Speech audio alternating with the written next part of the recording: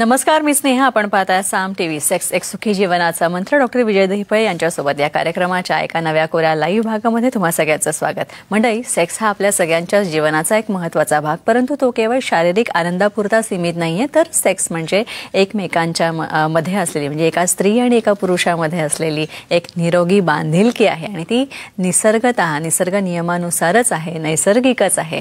आणि जेव्हा लैंगिक संबंधांचा विषय येतो तेव्हा लैंगिक संबंधांचे शारीरिक, भावनिक, सामाजिक आणि मानसिक आरोग्यासाठी फार महत्त्वपूर्ण असे फायदे आहेत आणि म्हणूनच ते समजावून घेण्यासाठी आमचा हा मंच. मंडळी, या मंचावर याआधी आपण सेक्स आणि त्या संदर्भातल्या विविध महत्त्वाच्या विषयांवर डॉक्टर विजय दहिफळे यांच्याकडनं शास्त्रोक्त माहिती जाणून घेतलेली आहे.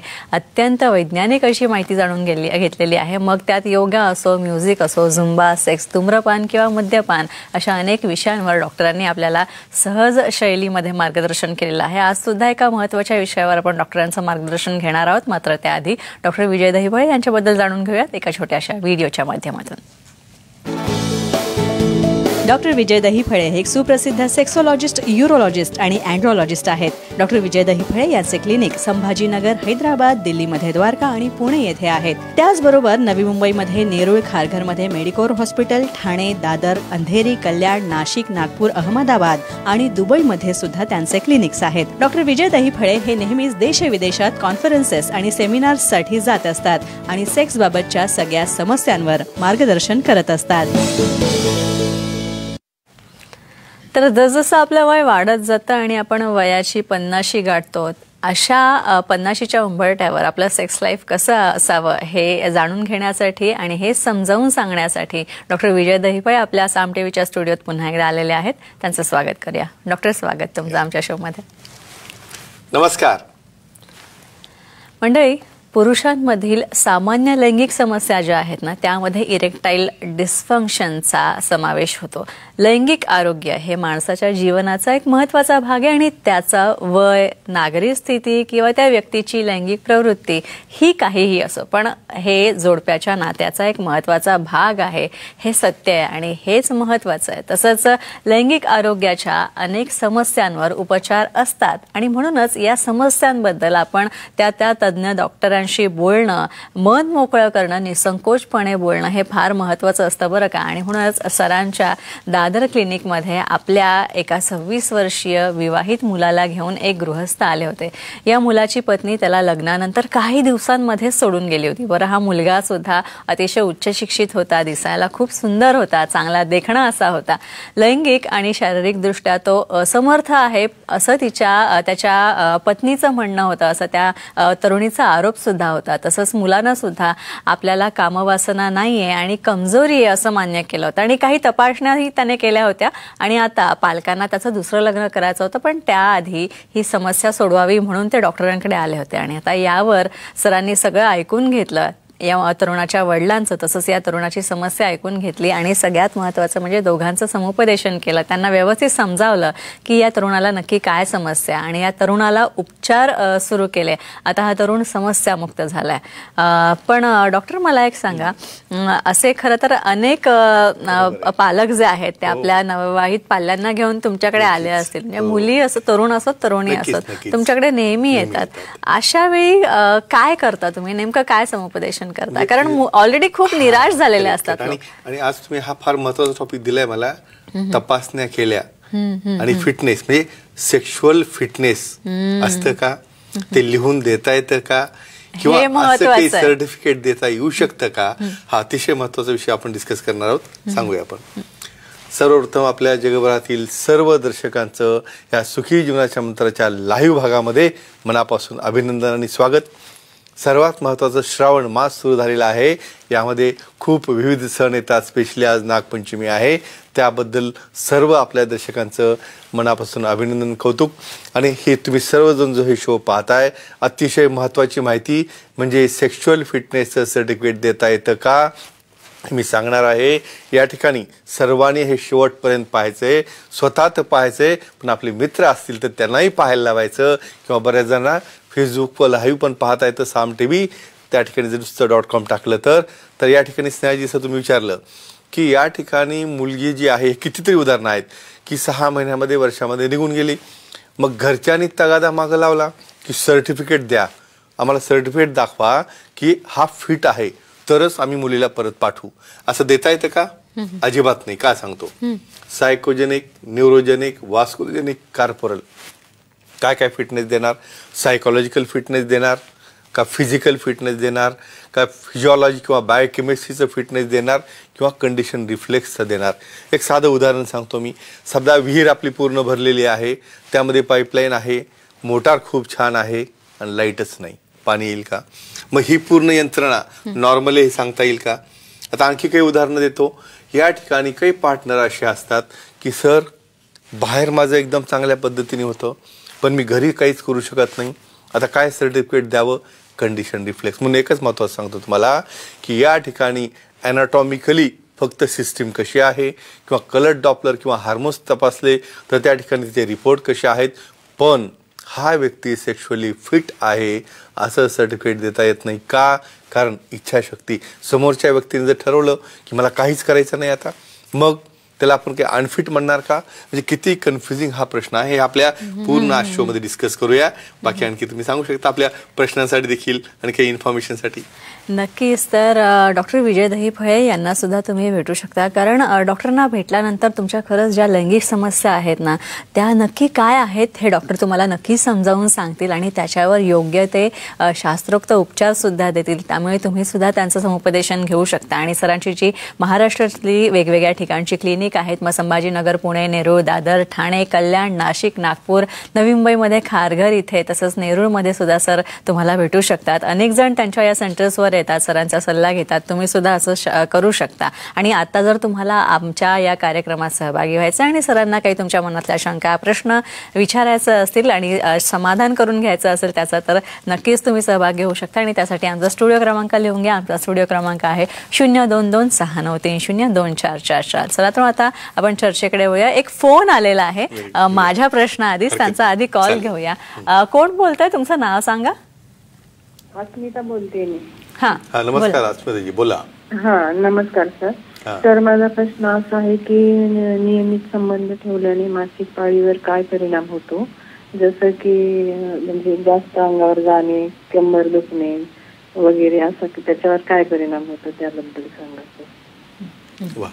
म्हणजे नॉर्मल फिजिओलॉजी, प्रत्येक स्त्रीला, मुलीला मिनोपॉज होणं, मिनार्की येणं आणि पाळीतून जाणं आहे. आणि हे प्रश्न प्रत्येकाच्या मनात आहे. त्या भगिनींचं मनापासून अभिनंदन.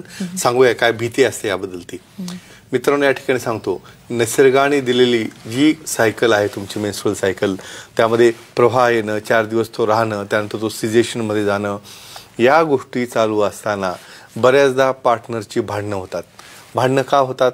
कारण या ठिकाणी ह्या मेल पार्टनरला त्याचं एज्युकेशन पार्ट नसतो. त्यामुळे त्या पिरियडमध्ये ॲक्टिव्हिटी करावी का, करू नये का, हे खूप जणांना माहीत नाही. सर्वात महत्त्वाचं सांगतो मित्रांनो, कन्सेंट म्हणजे एकमेकाचं संमती असल्याशिवाय करता येत नाही.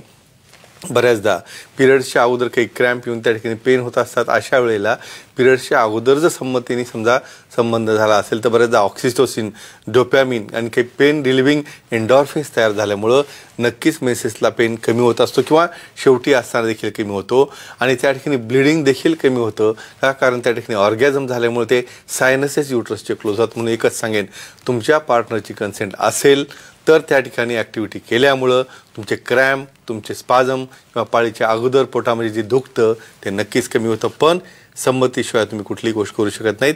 अधिक माहितीसाठी सुखी जीवनाचा मंत्राचं पुस्तक ते पाहू शकतात. नक्कीच. आणखी एक फोन आलेला आहे दादा उबाळे यांचा, जामखेडवरनं. दादाजी बोला, प्रश्न विचारा. नमस्कार सर. नमस्कार दादाजी, बोला. प्रथमतः सुखी जीवनाचा मंत्रचे जनक आदरणीय डॉक्टर विजय दहीफळे सर, MCH यांना, तसेच स्नेहा मॅडम यांना नागपंचमीच्या हार्दिक हार्दिक शुभेच्छा. तुम्हालाही. धन्यवाद. धन्यवाद परिवाराला देखील. धन्यवाद सर. सर, माझा प्रश्न असा आहे की जास्त प्रमाणात सेक्स केल्याने आणि सेक्सच्या गोळ्या खाल्ल्याने हार्ट अटॅक येतो का, याविषयी थोडक्यात माहिती सांगा सर.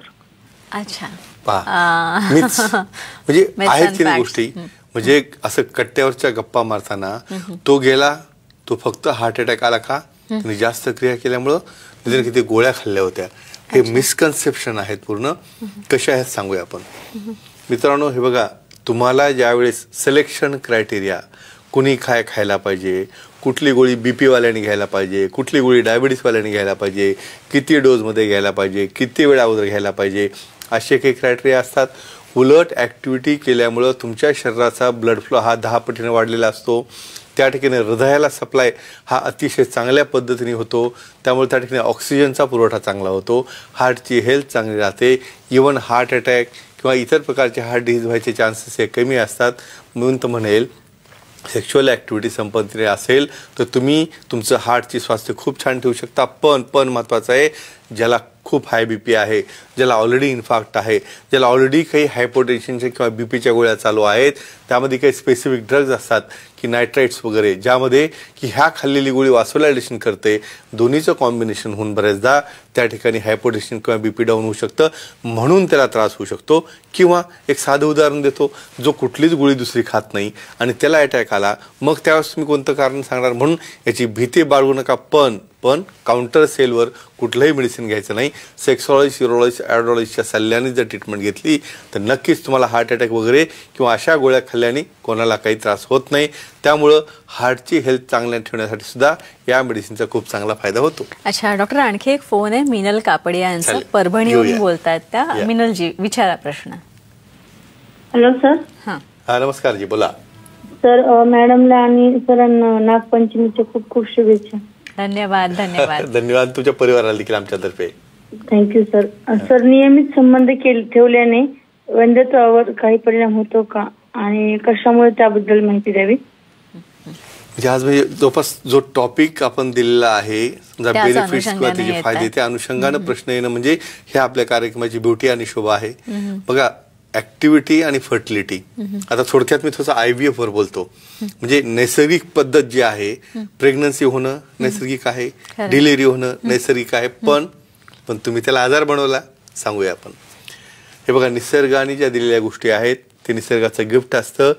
प्रेग्नन्सी होणं, तुम्ही जर तुमच्या दोघांमधले रिलेशन चांगले ठेवले, नियमितपणे तुम्ही क्रिया केली, ऍक्टिव्हिटी केली, तर तुम्हाला कुठल्याही प्रकारे 90% कुठलं इतर प्रकारचं साधन वापरून प्रेग्नन्सी करायची गरज नसते. पण तुम्ही याकडे लक्ष देत नाहीत. काय फायदा असतो? रेग्युलर ॲक्टिव्हिटी केल्यामुळे एन्डॉर्फिन्स रिलीज होतात. स्पेशली फिमेल्समध्ये LH सर्ज म्हणजे मिड सायकलला त्या ठिकाणी ल्युटिनायझिंग हार्मोन रिलीज होऊन ओव्हुलेशन म्हणजे अंडकोश त्या ठिकाणी फुटून ते अंड फॅलोपियन ट्यूबमध्ये येण्याची जी क्रिया आहे हार्मोनद्वारे असते. मग त्याच वेळेला जर तुमचा कॉन्टॅक्ट झाला तर अशा वेळेला मेलमध्ये देखील रेग्युलर ॲक्टिव्हिटी केल्यानंतर अतिशय फ्रेश मोठायला असलेले स्पर्म त्या ठिकाणी येतात. म्हणून अर्थातच वंध्यत्व म्हणजे ज्यांना मुलं होत नाहीत, लग्न झाल्यानंतर 2 वर्ष देखील, तर अशा जणांना व्यवस्थित गाईडलाईन देणं, कधी कॉन्टॅक्ट करायला पाहिजे ते सांगणं, त्याचबरोबर हार्मोनचं महत्त्व काय सांगणं, या सर्व गोष्टी जर केल्या, प्रॉपर त्यांचं ऑर्गॅझम जर झालं, यांचा टायमिंग जर चांगला मेंटेन असेल, तर नक्कीच त्या ठिकाणी प्रेग्नन्सी राहण्यासाठी हे रेग्युलर ॲक्टिव्हिटी केल्यानंतर तुम्हाला कसलीही अडचण येत नाही. आणि इतर गोष्टी करण्याचा हा फार शेवटी संबंध येतो. म्हणून महत्त्वाची गोष्ट सांगेन, स्वतःचं पर्सनल लाईफ हेल्दी ठेवा. मला वाटत नाही कोणाला इतर पद्धतीने काही IVF किंवा इव्हन सीझरचं देखील सांगेन. पेल्विक फ्लोअर जर नेहमी कॉन्टॅक्ट होत राहिला, नेहमी ऑर्गॅझम होत राहिले, तर डिलिव्हरी देखील नॉर्मल होत असते. इतके मोठे फायदे आहेत त्याचे. त्यामुळे ही ॲक्टिव्हिटी बाय कन्सेंट, संमती, परमिशन आणि दोघांचं मनोमिलन, ह्या गोष्टी महत्त्वाच्या. नक्कीच डॉक्टर. आणखी एक कॉल येतो आपल्याला. पुण्यावरनं एक प्रेक्षक बोलतायत. तुमचं नाव सांगा आणि प्रश्न विचारा. हॅलो. हा बोला. नमस्कार, बोला. हा सर, सचिन भोसले म्हणा. हा बोला प्रश्न विचारा तुमचा. हा मॅडम, माझा मुलगा एक 13 वर्षाचा, म्हणजे रनिंग वय 13 आहे त्याचा. त्याची जी लघवीची जागा आहे आता पूर्णपणे 1 इंची आहे फक्त. बर. आणि वय किती म्हणले? वय आता रनिंग 13 आहे त्याचं. 13 वर्ष. बरं, याच्यासाठी तुम्ही कोणाला लहान लिंग वाटतं का त्याचं तुम्हाला? हो. बरं, तो जर असं जास्त जाड वगैरे किंवा उंची कमी असं काही वाटतं? आहे असं काही? मुलाची उंची जी आहे जाड आहे. बर, ठीक आहे, चालेल. काय खाली अंडकोश वगैरे व्यवस्थित आहेत का? बाहेर दिसतात का? हो, ते आहे सर. फक्त साईज लहान आहे. करेक्ट. हो. बरं, त्याला काय करायचं तुम्हाला सांगायचं नक्की? हो. ठीक आहे, सांगूया. हे बघा, हे 2-3 प्रश्न का महत्वाचे होते, म्हणजे तो जाड का आहे का, चब्बी आहे का, त्याचे टेस्टिस बाहेर आहेत का, हायपोगोनेडोट्रॉपिक हायपोगोनॅडिझम काय असतं सांगूया. जन्मताच काही जणांना अनडिसेंडेड टेस्टिस म्हणजे टेस्टिस ह्या खाली आलेले नसतात. रिट्रॅक्टाईल टेस्टिस म्हणजे खाली येतात परत वर जातात.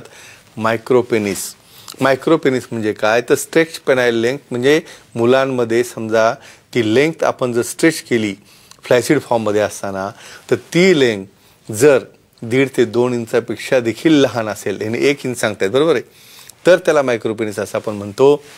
अशा केसमध्ये तज्ज्ञांना बेटा सेक्सॉलॉजिस्ट अँड्रोलॉजिस्टना बेटा पूर्ण हार्मोनल प्रोफाईल केला जाईल, काय कारण आहे ते शोधलं जाईल आणि वयाच्या 15 वर्षापर्यंत तुम्ही जर ट्रीटमेंट चालू केली, टेस्टोस्टेरॉन रिप्लेसमेंट थेरपी आहे किंवा इतर कुठल्या गोष्टी लागतात, नक्कीच ते तज्ज्ञांना भेटल्यानंतर सांगता येईल. आणि तुम्ही तज्ज्ञांना भेटा, याला अतिशय छान ट्रीटमेंट आहे आणि ह्या प्रॉपर वयातच जर केलं रिझल्ट अतिशय चांगले असतात. नक्कीच. या पुढचा फोन आहे संगमनेरवरनं सुरेश काळेजी बोलतायत. सुरेशजी बोला, प्रश्न विचारा डॉक्टरांना. हॅलो, नमस्कार, बोला. सर म्हटलं सेक्स लय वाढतो, माझं वय 50-52 चालू आहे, पण सेक्स लय वाढतो बा, काय त्याला काही कमी करायचं होईल का असं काही? बरं, मला आणखी महत्वाच्या 1-2 गोष्टी सांगा. डायबिटीज बीपी काय आहे तुम्हाला? नाही. बरं, आणि काही सवयी आहेत काय की स्मोकिंग ड्रिंकिंग वगैरे काही? नाही, स्मोकिंगची ड्रिंकिंगची काही नाही सवय आपल्याला. पण ते तुम्हाला हे जास्त असं का वाटतं, तुमचा पार्टनर जो आहे तो काही रिस्पॉन्स देत नाही का तुम्हाला? पार्टनर रिस्पॉन्स देतो, पण तेच कटाळतो मग माझ्या याला सारखं हे करायचं. बरं, तुमची जास्त ऍक्टिव्हिटी म्हणून तो कंटाळतो, मग काय करायला पाहिजे नाही का? हा, ठीक आहे, सांगूया तुम्हाला. अशी ही कंडिशन असू शकते का, हायपर सेक्शुअलिटी, काय सांगूया आपण. हे बघा, आपण 90% केसेस अशा पाहतो की बाबा कमजोरीच्या आहेत, पण अशा 10% केसेस माझ्याकडे येतात ज्यामध्ये की त्या ठिकाणी अति जास्त इच्छा असणे. काय सांगितलं, आणखी भांडणं व्हायचं एक कारण की पार्टनर जो कंटाळतो म्हणायचं काय नको मला कशाला पाहिजे. आता कमी आहे का जास्त आहे का, ह्या कम्पॅरेटिव्ह टर्म्स आहेत. आता पार्टनरबद्दल काय विचारलं की पार्टनरला 1-1 आठवडा 2-2 आठवडे जर इच्छा होत नसेल तर समोरच्या पार्टनरची अडचण होते. नॉर्मली किती क्रिया असावी, नॉर्मली आठवड्यातनं 2 ते 3 वेळा तुम्ही एकमेकाच्या परमिशननी जर समागम केलं ते नॉर्मल असतं. आता ह्याच्यात आणखी बऱ्याच सिस्टीम महत्त्वाच्या आहेत मला, की यांना काही प्रतिसाद मिळत नाही का, किंवा काही प्रमाणात यामध्ये हार्मोन्स चांगली असल्यामुळं, टेस्टोस्टेरॉन जास्त असल्यामुळं, किंवा ओव्हरऑल तुम्ही एखाद्या व्यक्तीमध्ये असं हायपरसेक्शुअलिटी असते, त्यामध्ये फक्त परत हिस्ट्री घेऊन नेमकं ह्यांचं खरंच जास्त आहे का, फ्रिक्वेन्सी काही जणांना कमी जास्त त्यात लक्षात येत नाही, आणि कन्सल्टेशनला यावं, सेक्सॉलॉजी सिरोलॉजी अँड्रोलॉजिस्टला भेटावं. तुम्हाला असं काही मेडिसिन देऊन त्याला कमी करायची गरज नसते. तसे काही आणखी काही रिसर्चमध्ये आमच्या काही त्या टॅबलेट्स आहेत त्या काही आलेल्या नाहीत, पण अशी गरज नसताना आणखी अल्टरनेटिव्ह काय, किंवा दुसरी महत्त्वाची गोष्ट असते, आपल्या पार्टनरला जर काही अडचण असेल, प्रॉब्लेम असेल, तो तुम्हाला रिस्पॉन्स देत नसेल, त्याची कारणं तुम्ही शोधल्यानंतर त्यांनी जर त्याला साथ दिली तर मला वाटतं हा प्रॉब्लेम नक्कीच सॉल्व्ह होऊन जाईल. नक्कीच. डॉक्टर, आणखी एक मला विचारायचं आहे, बऱ्याचदा काही पुरुषांना कमजोरीची समस्या असतेच, पण त्याचबरोबर लिंगावर म्हणजे पेनिसवर व्हायरल व्रॅट्स असतात, तर मग याच्या संदर्भात आपण कशी ट्रीटमेंट देतो? नक्कीच, म्हणजे व्हायरल वॉर्ड किंवा असे काही त्यावर ग्रोथ वगैरे असं काही दिसलं तर माणूस घाबरून जातो त्या ठिकाणी. सांगूया आपण. हे बघा, स्पेशली ह्या रेनी सीझनमध्ये त्या ठिकाणी दमट हवामान असतं. इव्हन मुंबईसारख्या ठिकाणी तर इतकं दमट हवामान असतं, तुमचे 8-8 दिवस कपडे वाळत नाहीत, अंडरगार्मेंट्स वाळत नाहीत, तुम्ही ते तसेच घालताना तुम्हाला मग फंगल इन्फेक्शन हो, इचिंग हो, त्या ठिकाणी पिगमेंटेशन हो, किंवा बऱ्याचदा वॉर्ड्स, व्हायरल वॉर्ड्स हे अतिशय कॉमन आहेत. म्हणून सेक्शुअल हायजीनवर मी का बोलतो, माझीच हायजीन खूप छान आहे, मी एकदम तंदुरुस्त आहे असं जमत नाही. आणि समोरच्याची हायजीन नसेल तर, समोरच्या पार्टनरला जर त्या ठिकाणी वॉर्ड असतील तर ते वॉर्ड देखील तुम्हाला येतात. मग त्या ठिकाणी अशी वॉर्डची कॉलर बनते, मग त्या ठिकाणी त्याचं इरिटेशन झालं तर ब्लिडिंग होते, बऱ्याचदा असं होऊन त्या ठिकाणी कमजोरी किंवा बऱ्याचदा त्या ठिकाणी इन्फेक्शन होऊन कॅन्सर होण्याची देखील शक्यता असते. अशा केसमध्ये व्हायरल वॉर्ड अगोदर ट्रीट करणे, आणि ते ट्रीट केल्यानंतर मग तुम्हाला ही कमजोरीची जी काय कारणं आहेत ती पाहून ट्रीटमेंट देता येते. आणि नक्कीच तुम्हाला काळजी करायची गरज नाही, यातनं देखील लेझरद्वारे किंवा काही स्पेशल केमिकलद्वारे हे वॉर्ड्स आपल्याला रिमूव्ह करता येतात. नक्कीच. मला एक सांगा, आता मला खरं तर आणखी खूप प्रश्न आहेत डॉक्टर, पण आता आपल्याला काहीतरी वेळेचं बंधन आहे, ते पाळायलाच हवं. पण मला एक सांगा, बऱ्याचदा आपण असे आपला SJM क्विज कॉन्टेस्ट घेतो, बरेच तुम्ही प्रश्न विचारता आणि लोकांची उत्तरं येतात, तर मग आता वेळ तीच झाली आहे, पण त्याच्या आधी आपला विनर कोण आहे तो सांगायला लागेल आपल्याला. अशोक माळी सांगलीचे आपल्या मागच्या वेळेसचे विजेते आपल्या सेंटरला आले आणि तुम्ही पाहताय आपल्या मित्राला घेऊन आले. म्हणजे आपला शो पाहून ते इतकं आनंदी होतात की बरेच जण अशी एखादी बस किंवा गाडी करून येतात की मला एखादं पुस्तक मिळेल का. तर नक्कीच यांचं मनापासून अभिनंदन. यांना हे पुस्तक गिफ्ट दिलेलं आहे, प्रोटीन देखील देण्यात आले. आणि अशाच पद्धतीनं तुम्हाला सहभागी व्हायचं असेल तर चिठ्ठी काढणं महत्वाचं पाहूया आपण आता. हा विनर शेवटी तुम्हाला धन्यवाद देतो की मॅडमनी माझी चिठ्ठी काढली म्हणून मला तुमच्याकडे येता आलं. पाहूया आता हा कोण लकी आहे तो. Let us see. चला आता आपण गेलो मराठवाडा, बीड. दिगंबर पांचाळीचं अगदी मनापासून अभिनंदन. कुठल्या प्रश्नाला उत्तर दिलं होतं यांनी. या ठिकाणी लिंगामध्ये जर वाकडेपणा असेल, खूप मुलांना लग्नाच्या अगोदर हा प्रॉब्लेम असतो, तर ट्रीटमेंट घेताना काय काळजी घ्यायची.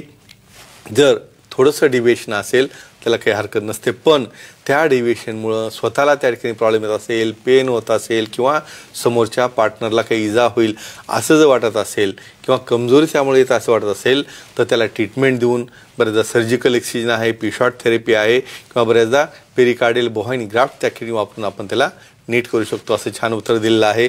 आणि असं सहभागी व्हायचं असेल तर प्रश्न विचारायला लागेल. तर या ठिकाणी एक सांगितलेलं की viral wart, penile viral warts म्हणजे लिंगावर जर वॉट असतील आणि कमजोरी असेल तर काय करायला पाहिजे, त्याचं उत्तर तुम्हाला द्यायचं आहे त्या गुरुवारपर्यंत. शो मिस झाला असेल साम TV सुखी जीवनाचा मंत्र टाईप जरी केलं, पूर्ण शो पाहता येईल. डायरेक्ट फोन लावा, मेसेज करा किंवा त्या ठिकाणी ईमेलद्वारे देखील तुम्ही आमच्या टीमला संपर्क करू शकता. या ठिकाणी एक इव्हेंट पाहताय तुम्ही, नुकतीच आज पुण्यामध्ये झालेली. या ठिकाणी आखोडी येथे आमचे मित्र जे आहेत घोणे, त्यांच्या त्या ठिकाणी एक कॅफेचं उद्घाटन झालेलं आहे. त्या ठिकाणी आमची सर्व डॉक्टर मंडळी, आमची मित्रमंडळी, आमच्या पुण्याच्या सेंटरच्या डॉक्टर मानसी, त्याचबरोबर बरेचसे मित्र त्या ठिकाणी उपस्थित होते. आमच्या मित्राला त्या ठिकाणी शुभेच्छा दिला. प्रत्येकाला आपल्या मित्रांना जी काही ॲक्टिव्हिटी करतात त्यामध्ये प्रोत्साहन देणं, त्या ठिकाणी त्यांना पुढे जाण्यासाठी एक मार्गदर्शन करणं आणि आपल्या प्रेझेन्समुळं आणि त्यांना आपले साम TVवरचे स्वतःचे छायाचित्र पाहून खूप आनंद होत असतो. स्नेहाजी, बाकी तुम्ही सांगू शकता. नक्कीच. आणि आमचाही हाच नेहमी प्रयत्न असतो साम TVच्या माध्यमातून आणि डॉक्टरांच्या माध्यमातून की तुमच्या आपल्या समाजामध्ये आणि तुमच्या सगळ्यांच्या मनामध्ये, आपल्या सगळ्या वयोगटांमध्ये लैंगिक संबंध किंवा लैंगिक शिक्षण याविषयी किंवा लैंगिक साक्षरता, स्वच्छता याविषयी खूप चांगल्या प्रकारे आणि प्रभावी प्रकारे जनजागृती व्हावी. आणि डॉक्टर, तुम्ही नेहमीच आमच्या या प्रयत्नांना खूप मनापासून प्रामाणिकपणे साथ देता. तुम्ही इथे आलात त्यासाठी खूप खूप आभार तुमचे. धन्यवाद. आणि आता वेळ झाली आपल्या प्रेक्षकांचा निरोप घ्यायची, त्यामुळे आता इथे थांबतोय. मात्र पुढच्या शुक्रवारी पुन्हा एकदा भेटणार आहोत एका नव्या कोऱ्या लाईव्ह भागासह. तोपर्यंत नमस्कार, शुभरात्री.